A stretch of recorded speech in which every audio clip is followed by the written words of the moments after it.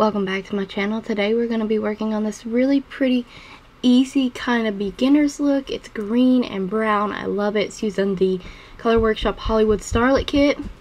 Well, I tried to do a much simpler, toned down kind of look, but still colorful and fun.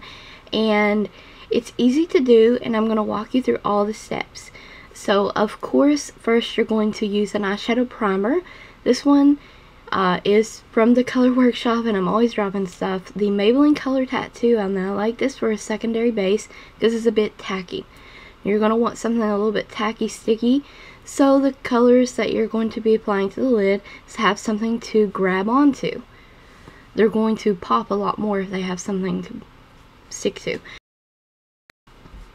And once you have the first shade picked out that you want to actually wear on your lid, you're going to start by patting that on your lids. Not sweeping, patting. This is where you're going to get all your color payoff, is if you're going to pat that shade into the secondary base.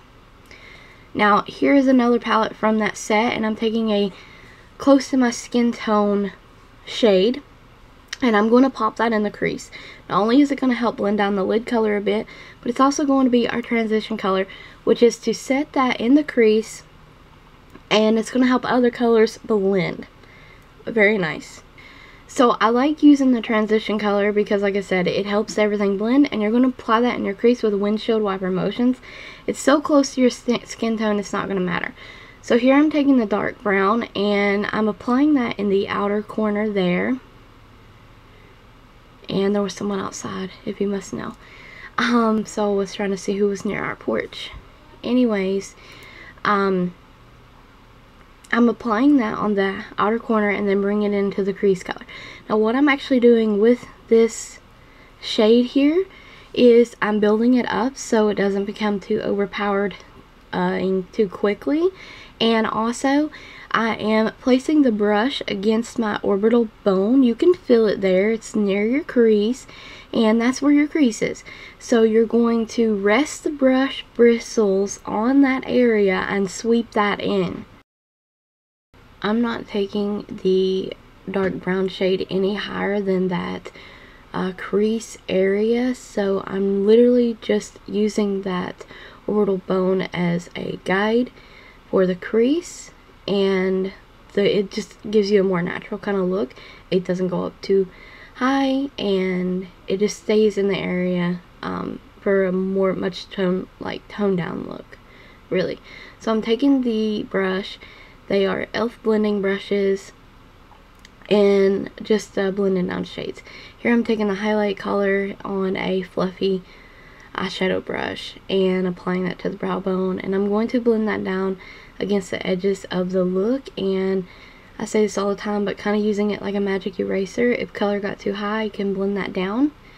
And yeah, that's it basically for the eyeshadow. So we're moving on to eyeliners. I'm using this Milani eyeliner to tightline the upper waterline to make it look like I have eyeliner up there, and my lashes will look fuller.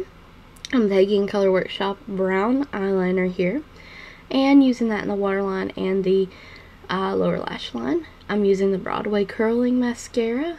This mascara is actually really good. I did a full review on the Broadway products, so I will try to remember to link that in the description box below.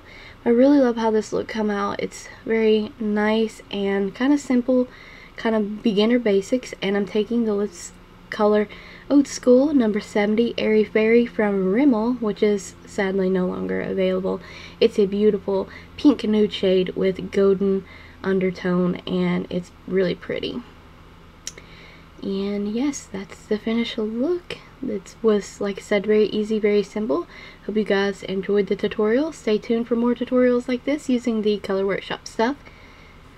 Don't forget to check the description box for additional Color Workshop links, all the products, and everything else. And thank you guys again for watching.